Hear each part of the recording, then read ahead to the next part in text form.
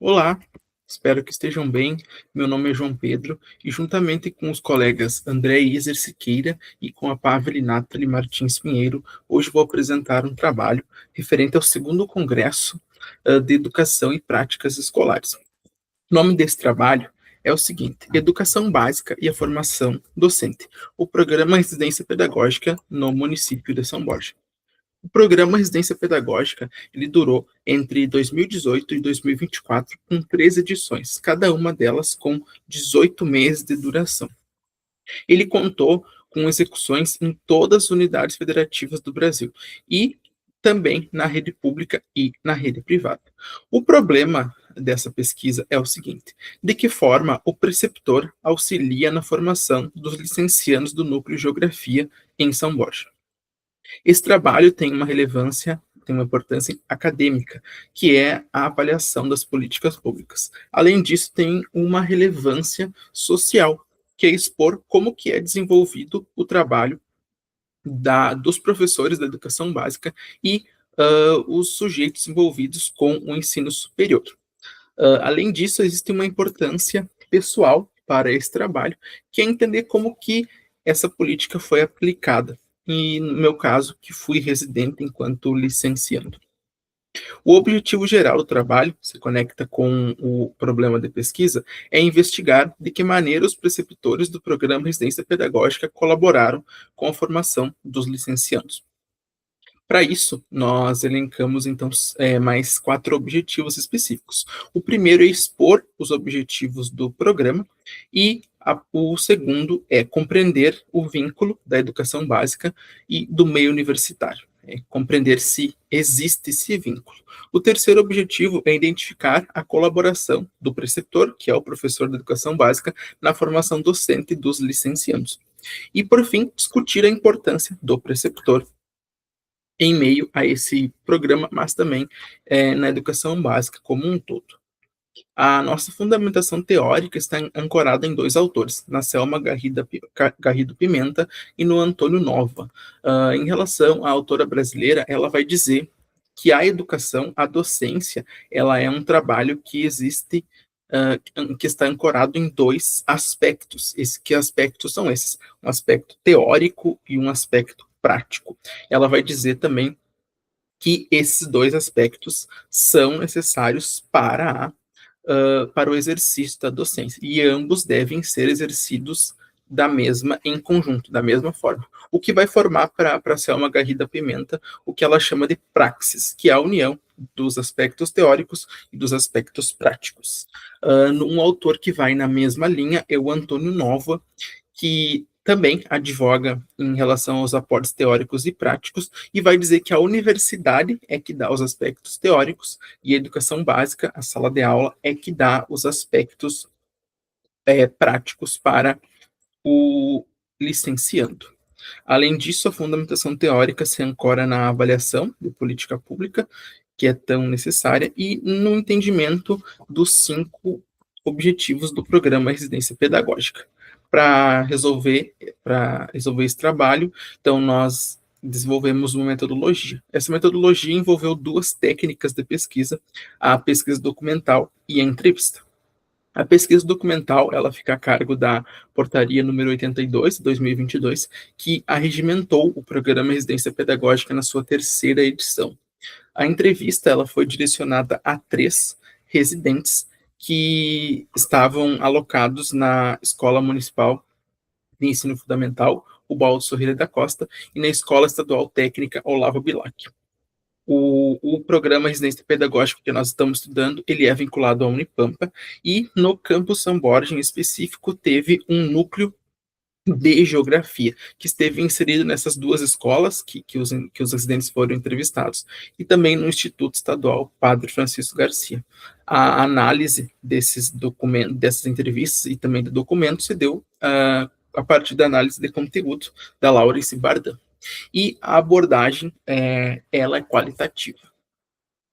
Em relação aos resultados, é necessário primeiro a gente apresentar os 5 objetivos. Que objetivos são esses? Eles são os objetivos que tornam a política aplicável. O primeiro é fortalecer os aspectos teóricos e práticos dos estudantes, dos cursos de licenciatura, seguido por buscar uma construção da identidade profissional desses mesmos licenciandos. Ao passo que essa identidade deve ser desenvolvida em parceria com as universidades e com os centros de educação básica. Esse é, portanto, o terceiro objetivo. O quarto, ele se relaciona com a valorização dos aspectos que envolvem a educação básica, que envolvem o professor da educação básica. Se fizermos uma relação com a Selma Garrido Pimenta e com o Antônio Novo, é em relação aos aspectos práticos. E o quinto objetivo é induzir a pesquisa envolvendo o que é produzido em sala de aula. Os resultados são o seguinte. Antes de falar dos resultados, é importante listar que na portaria, no artigo 42, relacionado às atribuições do preceptor, que é o nosso foco aqui, vão aparecer 4 incisos, são 11 ao total, mas esses 4 aqui que são importantes para a pesquisa, a gente vai notar que eles dão a atribuição do preceptor a se envolver nas atividades pedagógicas com os residentes. Então, por exemplo, o primeiro inciso desse artigo 42, ele é o seguinte: planejar e acompanhar as atividades do residente na escola campo, zelando pelo cumprimento das atividades planejadas. Então, a primeira pessoa que vai conferir, que vai fazer com que essas atividades sejam aplicadas na escola campo, na educação básica para residência pedagógica, são os preceptores. Além disso, ele deve orientar juntamente com o docente orientador. Portanto, aqui nós notamos um vínculo entre o aspecto teórico e o aspecto prático, entre o docente orientador, que é da universidade, e o preceptor, que é do meio da educação básica, para elaborar relatórios, relatos de experiência ou outros registros das atividades dos residentes. Então, nesse caso aqui, o preceptor, juntamente com o docente orientador, vai fazer com que o residente produza algumas coisas, nesse caso aqui, relatórios sobre o trabalho pedagógico. O terceiro inciso, acompanhar e avaliar o residente na aplicação de seus planos de aula e na execução da prática pedagógica. Mais uma vez, o residente sendo acompanhado e auxiliado pelo preceptor. E o quarto inciso, ele diz o seguinte: auxiliar na elaboração de materiais didáticos a serem utilizados pelos residentes. Ou seja, mais uma vez, o preceptor tem essa incumbência de sempre estar junto com o residente. A partir do emprego da entrevista, esses 4 residentes vão falar coisas diferentes sobre os preceptores. O primeiro residente vai dizer o seguinte: que o trabalho da sua preceptora, que nesse caso aqui era a preceptora da MF Ubaldo Sorrira da Costa, era muito bom, ela era bem organizada e auxiliava os seus bolsistas, os seus licenciados, né, nas palavras do residente ali foi bolsistas. O 2 também diz que não tem nenhuma queixa, ele também está falando sobre a preceptora do Baldo Sorrilha da Costa, então esses 2 primeiros se relacionam. Já o segundo e o terceiro tem uma pequena mudança, né? Esse terceiro aqui, ele está falando sobre a preceptora lá do Olavo Bilac, essa escola estadual. Ele vai dizer o seguinte: ela foi muito solícita, me ajudou bastante, ela me deixou à vontade até demais. Acho que seria necessário. Não interviu em nenhum momento. Então, a prática dessa preceptora, ela vai de encontro, ela se choca totalmente com a atribuição do preceptor conforme a portaria, porque não é para o preceptor deixar o seu residente à vontade, é para ele estar o tempo todo acompanhando, até porque esse residente, ele é um professor em formação.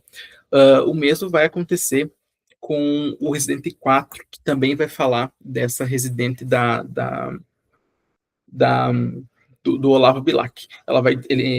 O residente então vai falar o seguinte: que não teve essa troca então de conhecimentos entre o professor de educação básica e os alunos residentes, como teve lá quando esse residente esteve na MF Ubaldo Sorrilha da Costa. Nós notamos então que a preceptora dessa escola municipal, ela esteve mais relacionada com os seus residentes, Por outro lado, a que esteve no Olavo Bilac, não. Ela deixou muito à vontade. Nesse caso aqui, o Residente 4 diz que não houve nenhuma troca. E aí ela vai dizer o seguinte, que acredita que era porque eram bastante turmas, eu via que ela estava sempre sobrecarregada com os cadernos. Ela não contribuiu na minha formação, não ajudou. Ou seja, essa preceptora não ajudou na formação desses dois residentes que citaram aqui. A diferença é que essa última esteve nas duas escolas e pelo menos foi ajudada pela